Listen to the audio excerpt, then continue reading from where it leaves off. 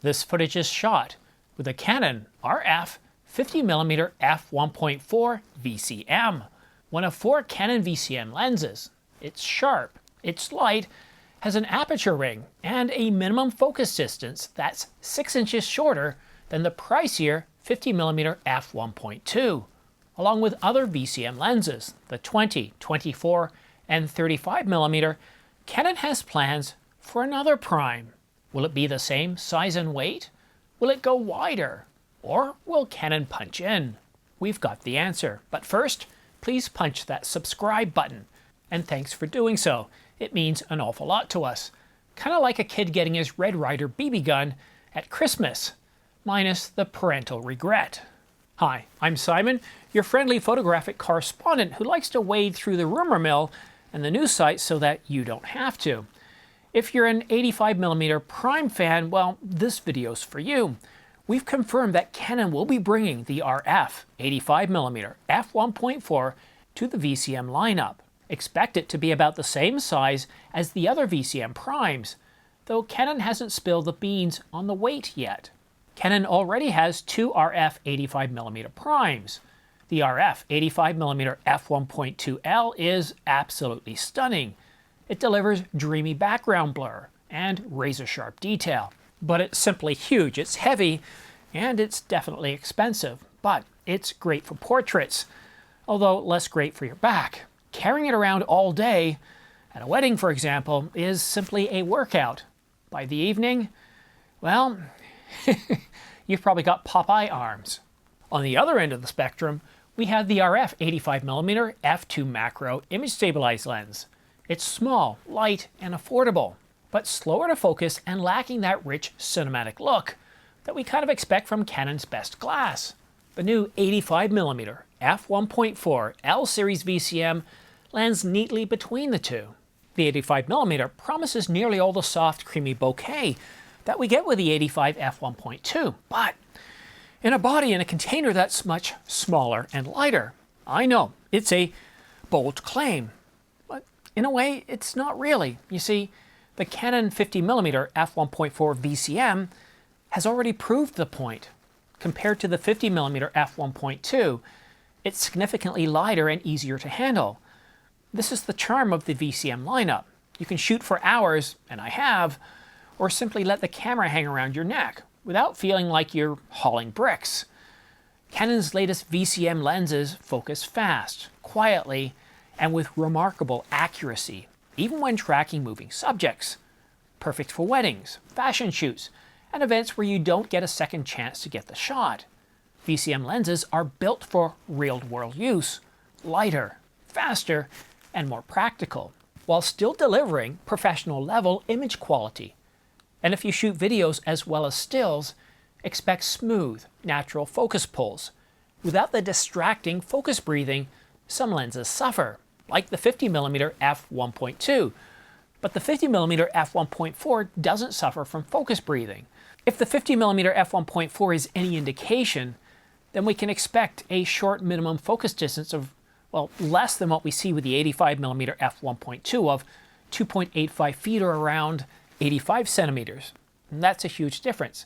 Now, maybe you're not convinced. Maybe you've watched a lot of reviews and they've kind of poo-pooed the lens a little bit, or they've tried to do a 50-50 pros and cons. My suggestion is get this lens, try it out, test drive it.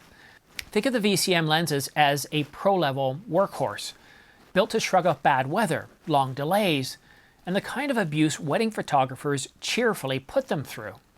And going back to some of those reviews, some of them talk about the VCM lenses as making a rattle, a noise, when they're not turned on connected to the camera.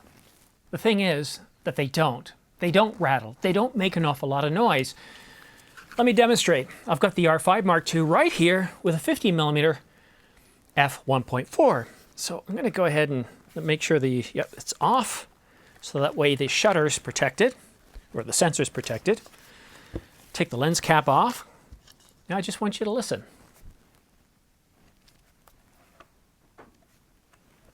Do you hear that? I mean, you hear something, right? It's pretty quiet though. It doesn't make an awful lot of noise. That rattle that some talk about is an over-exaggeration. Perhaps you get clicks. I don't know which. Need to put my glasses on so I can see where the red line is. There it is. And quickly, let's see if there's any dust here before I put it back on. This is why I've never had to send my camera in for a sensor cleaning. I've never had dust on it. The protection that Canon provides in combination with having one of these close by is very essential. But back to the lens, the noise that it supposedly makes. It doesn't.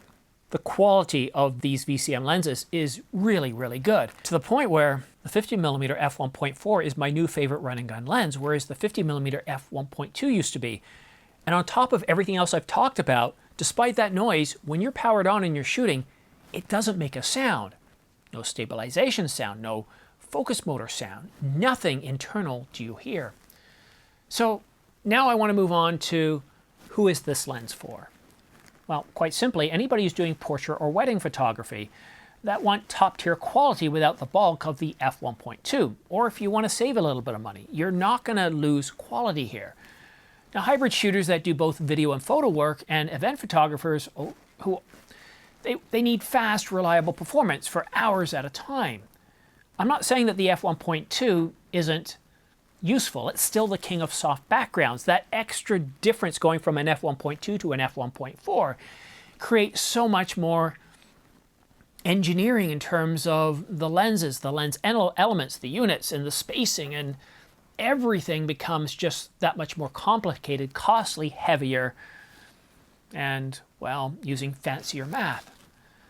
But if you don't need that extra few stops, or the extra stop, I should say, for most of us, we're not going to notice the difference. So if you don't mind carrying around something that's a little bit lighter, has a shorter minimum focus distance, then yeah, the VCM lenses are for the rest of us, offering tremendous value. The new 85mm might just be Canon's best mix of quality, speed, and comfort that we've seen for the R system. But if you're not sure, I'm not going to sell you on it. All I can suggest is that you take one for a test drive. Now, CPS Platinum members, Canon CPS Platinum members, can borrow one from Canon for free for 3 days and try it out. Now, if you don't have Canon Platinum membership, I would recommend considering it, looking into it, because you get to test drive any of their lenses at least twice, as well as the Pro bodies. And if that option isn't available to you, then go to a camera store. I was unsure. I wasn't too happy. Well, I wasn't too happy. That's that's not what I'm trying to say. When I first heard about the lens, I saw all the reviews and I thought, okay, it's noisy, it's not the best quality, they overcompensate for some of the issues through software. I don't know if this lens is for me. So I went to a trade show last year in November, Profusion. And I went directly to the Canon booth because it was, well, one of the ones directly in front of me after Sony. And so I thought, let's try out some of the lenses. So I actually put the 50mm f1.2 on my camera and I tried it out. And I was pleasantly surprised. I thought, okay, this noise that people were talking about, that's just silliness. That's not even worth bringing up, although I've brought it up 3 times now. I liked it so much that right then and there I called my camera store and put in an order. It was still in the pre-order stage. And then it showed up on December, I think the 14th, 2024. It's now my favorite lens. So, you know, the 50mm f1.4 VCM has replaced my RF 50mm f1.2 as my go-to. It's still in use. So this video and all my studio, I should say, all Studio A videos, the ones that are shot with this background, are still using the f1.2. There's no reason to change it up. But when I'm out doing my run and gun, this is the preferred lens. If it wasn't, I'd switch these out. This is my favorite lens now. I just love the 50mm. It's one of my favorites. Even when I use the 24-105, most of the times I'm on 50. Sometimes I go 35. Sometimes I go all the way up to 100. But I just absolutely love it. Now, in terms of cost, it runs around $14.99 versus $24.99 for the f1.2. That's the 50mm. The 24mm is $15.99, and the 20mm is $17.99. So that gives you an idea of where the pricing is going to be for the 85mm f1.4L VCM.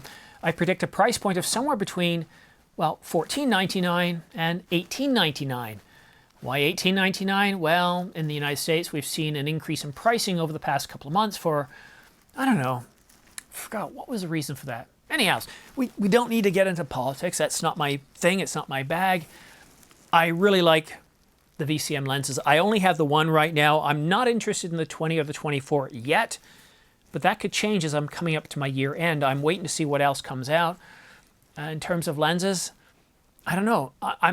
This might sound strange, guys, but I think I found a cure for my gas syndrome. I'm actually pretty happy with the content that I've got. I don't really need anything else. But if you are looking at purchasing any of these VCM lenses, then please consider using my product links down below to either Adorama, B&H, Walmart, and Amazon.com. By using any of these links, I get a small commission back of 2 to 5%. I don't use any sponsorship here. This channel is very much viewer supported. So for those of you that are interested in purchasing from any of those 4 retailers, a big thanks to you.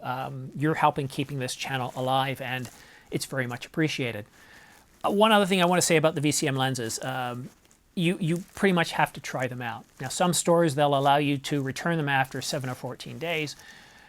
I did a story on Canon CPS membership a little while ago. If you have multiple pro bodies, I think you have to have at least 2 and at least 3 lenses, you can join for, I think it's around $250 or $300 a year. Now with that, you get to have 2 bodies cleaned and I think 2 or 3 lenses.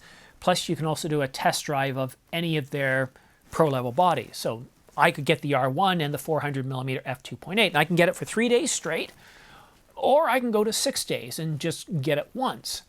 What I've noticed with Canon Canada is they're very flexible, and what I tend to do, because we have the weekend in the way, is I usually try to get it to show up Thursday or Wednesday, and then I get to return it on Mondays. So basically I've got it for the Wednesday, Thursday, Friday, as well as the Saturday and Sunday. So instead of getting 3 days, it stretches out a little longer. I think it's really great value. I think I've already had about 3 lenses this year, and because I had to repair the R5 Mark II because I damaged the LCD by dropping some, it was just a silly thing. The repair cost $70 Canadian. Unbelievable, right? You can't even buy a lens cap for that price. Just unbelievable. I was expecting $700, something really, really high. I was hoping it would be under $350, but to have it $70, I was very, very impressed. But anyhow, thank you so much for watching this video to the very end. It's very much appreciated, your support, and whether you use my links, but just you watching, talking about the channel, commenting, liking, it's all very much appreciated. Have yourself a great day, a great weekend, and we'll see you again soon.